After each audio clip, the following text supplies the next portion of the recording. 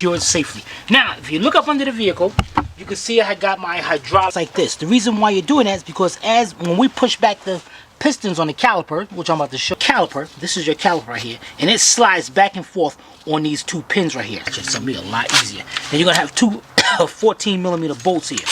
I could have probably pushed that back more. Let's see if I can do that with